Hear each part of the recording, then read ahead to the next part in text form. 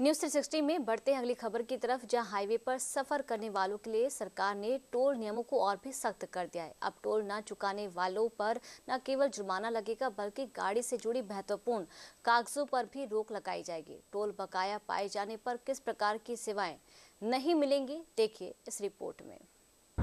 National highway पर अब रास्तों का नहीं, नियमों की सख्ती का भी इम्तिहान होगा। टोल प्लाजा से बिना रुके निकल जाना या भुगतान को नजरअंदाज करना अब पहले जैसा आसान नहीं रहेगा। सरकार ने टोल व्यवस्था को लेकर शिकंजा और कस दिया है, जिससे लापरवाही करने वाले वाहन चालकों पर सीधी कार्रवाई की जा सके। अब अगर किसी वाहन पर टोल का बकाया रह गया तो उसका असर सिर्फ हाईवे तक सीमित नहीं रहेगा, साथ ही गाड़ियों की खरीद बिक्री पर भी प्रभावित होगा। सरकार ने इस सख्त नियमों में और क्या कुछ प्रावधान किए हैं, इसको भी इस ग्राफिक्स के जरिए जान लेते हैं। सरकार ने मंगलवार को नेशनल हाईवेज पर टोल नियम सख्त कर दिए हैं।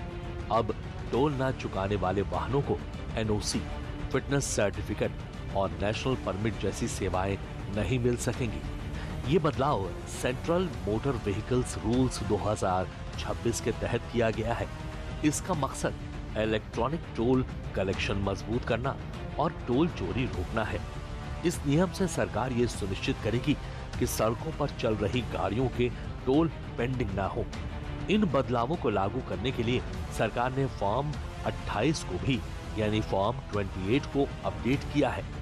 फॉर्म 28 एक जरूरी डॉक्यूमेंट है जिसका इस्तेमाल गाड़ियों को राज्यों या जिलों के बीच ट्रांसफर करने के लिए किया जाता है। फॉर्म 28 ये सर्टिफाई करता है कि गाड़ी से जुड़ा कोई बकाया या कानूनी रुकावट तो नहीं है। सरकार और national highways authority of India का ये कदम वर्तमान जरूरतों की मांग को ध्यान में रखते हुए लिया गया है। कई बार ऐसा देखा जाता है कि नेशनल हाईवे के टोल प्लाजा पर गाड़ी का फास्टैग स्कैन होने पर टेक्निकल खामी की वजह से टोल नहीं कट पाता। फास्टैग से बैलेंस कम होने पर भी गाड़ियां टोल क्रॉस कर जाती हैं। लिहाजा सरकार के नए नियमों से अब ऐसे वाहनों की बकाया राशि गाड़ी के रिकॉर्ड से जुड़ जाया करेगी, जिसका नकारात्मक असर यात्रियों को सफर के दौरान देखने को मिल सकता है। इस नियम में क्या कुछ खास बदलाव किए गए हैं, एक नजर इस पर भी डालते हैं। No objection certificate. कोई अगर दूसरे व्यक्ति को गाड़ी बेचना चाहता है या गाड़ी को एक राज्य से दूसरे राज्य में ट्रांसफर करवाना चाहता है तो इस नियम के तहत बिना टोल क्लियरेंस के एनओसी जारी नहीं की जाएगी। Fitness certificate.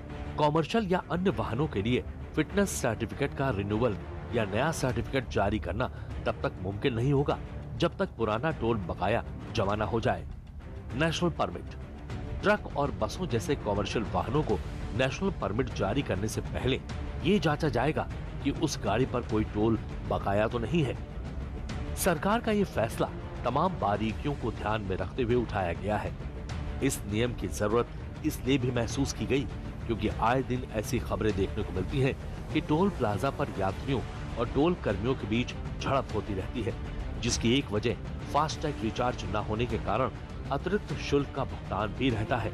लिहाजा इस नियम के लागू होने से इस तरह के विवादों से निजात मिल सकेगी।